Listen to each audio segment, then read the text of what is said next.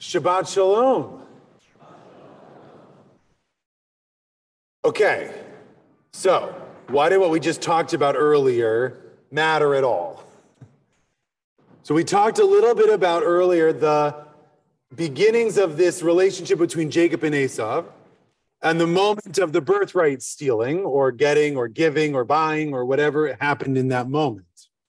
And this is important because it gives us something of Jacob's origin story, or at least and which could be the origin story of our whole people, right? And origin stories are important because they teach us about ourselves currently. Dr. Robin Rosenberg, who writes about comic books, talks about the importance of origin stories, and that there's actually two for most heroes, right? There's the origin of their power and the origin of their mission, right? So Spider-Man, the origin of his power is he was bit by a radioactive spider. Don't try that at home. And that gave him all of his powers. But the origin of his mission is he let a robber go free because he didn't think it was his problem. And then the robber, no spoilers, ended up doing bad things to his family. So he goes out and fights crime as sort of a tikkun on that. The origin of the power and the origin of the mission.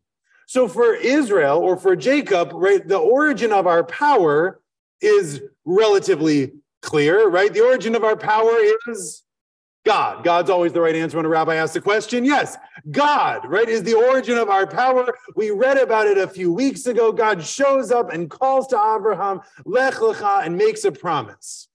Now, the origin of the mission is a little bit murkier. Again, in that Lech Lecha moment, we get a little bit of it, of course, right? God, you have to do the things that I say, go to the land that I'm going to tell you. You'll be a great nation, a great people. Cool. But it gets refined along the way, right? The rest of the Torah is essentially spelling out the mission of the Israelite nation and the Jewish people. And so in the origin story that we read earlier today, right, about the birthright, the different commentaries we read give us, in some ways, a different view of what our mission is. Is it about, according to Rashi, laws and responsibility? Is it about, according to Ibn Ezra, wait, I left my sheet over here. Which one was he? That wasn't a quiz, right? Is Ibn Ezra a question of how we live our lives? Or is it, right, a la the Malbim, about a spiritual awakening or a spiritual gift, right? What is it that we have going for us is dependent on how we read the origins of our people.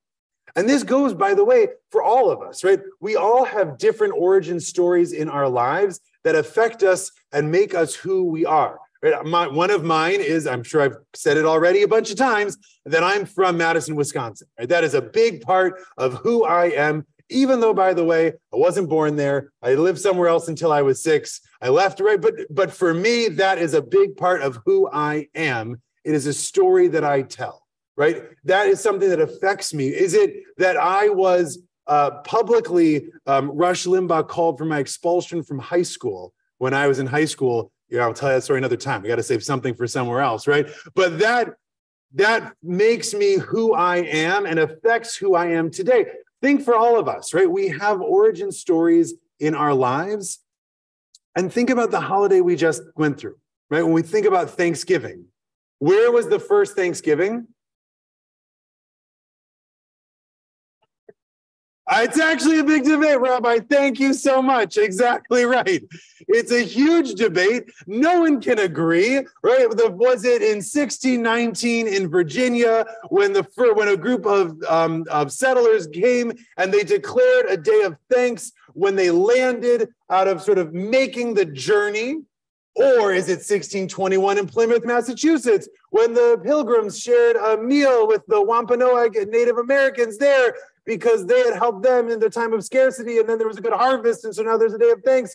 Maybe. Was it in, I'm going to go with 1786, when George Washington declared the first National Day of Thanksgiving, which was the day of Thanksgiving, by the way, because of what? Winning a war, right?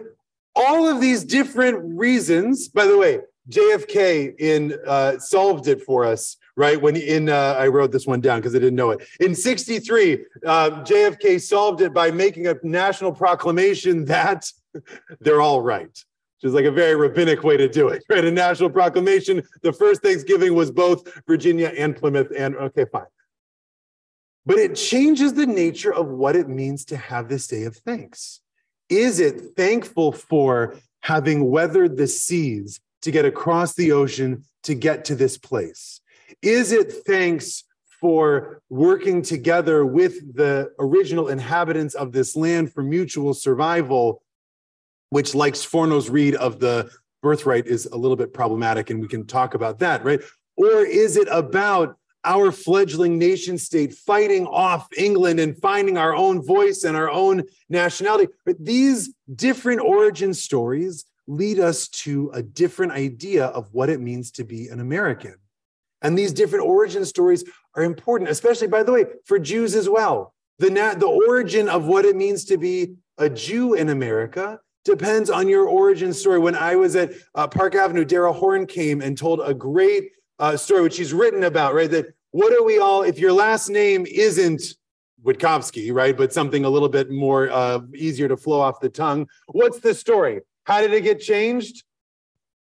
Ellis Island, right? That you were in Ellis Island, and the guy was like, "Oh, Phil's Vizmuski shmushin." No, I don't under. You're Kent. You're not Cohen. You're Feld. You're whatever, right? Or the guy in front of him in line was whatever last name, and they got let in, so you switched yours to the right.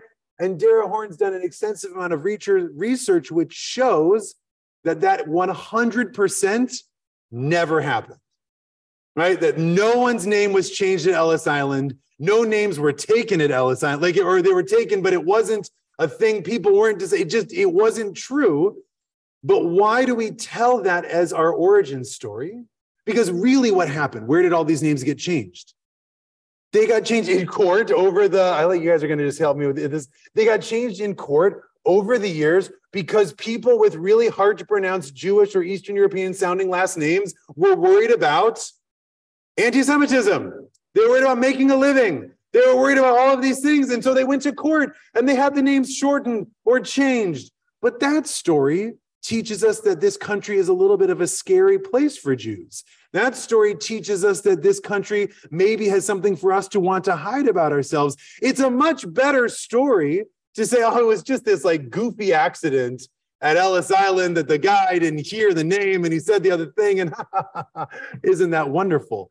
So we tell that story because we want this country to be a safe place for us. We want it to be somewhere that we can feel at home, and the name change, which we are sometimes grateful for, right? That we don't walk around with Witkovsky as our last names. It's okay, it's fine, right? But we, in fact, have something easier to say, but it's nicer if it happened in a nice way. Now, all of these different origin stories that we're talking about, one of the things that is important about them is there are many of them. And there's many of them about any given moment. And so what is our job as the people alive today telling these stories? It's to decide which ones we want to tell. Right? Because as we know, go back to the personal stories, we know that in different rooms that we walk into, we share maybe different origin stories about ourselves, right? You walk in and you're like, oh, hi, my name is Ethan and I'm from Wisconsin, or I'm Ethan, I'm a rabbi, or I'm whatever identity label we want, whatever the origin that we want to tell, we tailor to the people around us, we tailor to the story, to the narrative that we want to portray. And the same is true of our people, and the same is true of our country. We can tell the stories of how we got here based on how we want to live. Do we talk about I'm going to get it wrong, Nina and Pinto and Santa Maria, or do we, right, that landed here with Columbus in 1492? Do we talk about the White Lion, the first ship that brought slaves to this country in 1619? Do we share both of those names as we talk about the origins of our people and our country? Do we talk about, thank God we survived in the wilderness of this nation early on, and they gave thanks because we found a way, at least for a moment, to work with the people around us? Do we talk about a military victory that we won and that we were able to throw off the shackles of the oppressive English government? We're entering into Kislev, and we tell the story of Hanukkah, which, by the way, has two origin stories as well. In Hanukkah, we talk about the miracle of the lights, the oil that lasted for 8 nights. We also talk about the miracle of the Maccabee soldiers that were able to fight off this larger army. So as Jews, which origin story is going to be the most important for us? That we have this soul and spirit which has been able to survive for millennia, despite the fact that it seemed like it didn't have enough oil, and we could put it out in the world as best we can in whatever windowsill we might find ourselves? Or is it the strength of our arms, the strength of our identity that we were able to come together to fight off some greater threat? Again, all are important. Many have problematic overtones or undertones that we have to deal with, but all go into making us who we are and how we live in the world today. And so as we go out into the world, we should think about the different origins that we have, that our people have, and that our country has, and how it can guide us moving forward. Shabbat Shalom.